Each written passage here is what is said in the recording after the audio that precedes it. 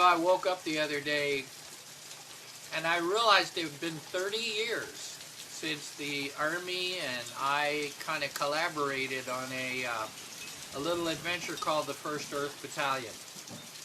I came across the most disturbing array of information about what the 1st Earth Battalion was really all about.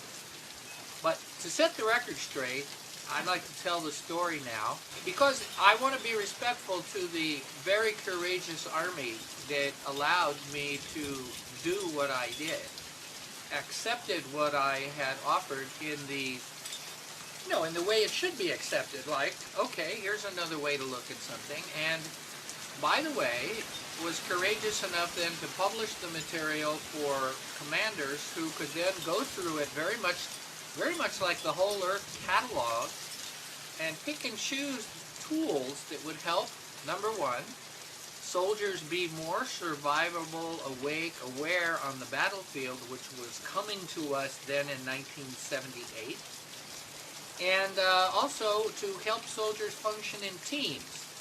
So this was not a secret. This was not a secret Pentagon mission.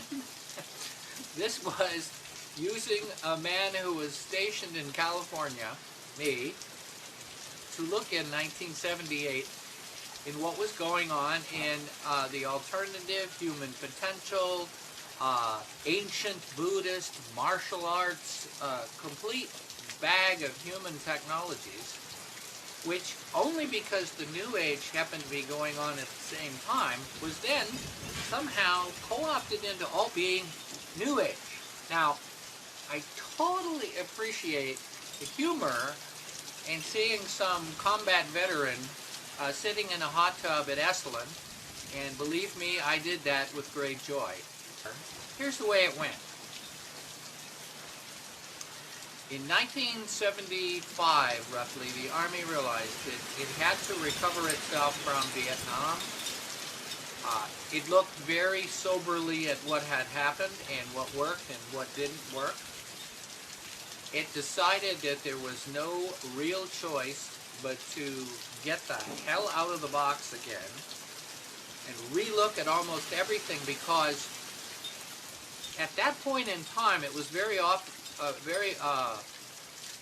obvious that by 1985 we might be meeting a Soviet army on the battlefield in Europe where we would be outmanned, outgunned, and maybe find ourselves in a nuclear situation.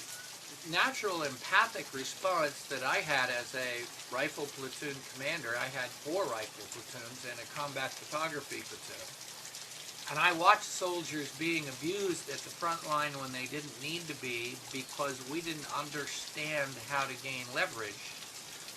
And so I was all too interested in showing the Army some reflections of itself and also some new tools, so that that soldier who was present in the chaos that might exist in 1985 in the nuclear muddy-ass battlefield, we would be able to look at ourselves in the mirror at the end of the day and say, we did what we could. The chain of command and the way a military organization works makes it slightly risky to be seen as other than ordinary. It's nowhere nearly as draconian as you could imagine. The movies have made a great deal out of the Army being like basic training, like the whole Army being like that. We all scream at each other all the time, that sort of thing. So, but at the same time, there were 5 or 6 major players in the Army at that time, all of whom were generals at a very high rank, who insisted that we step out of the box.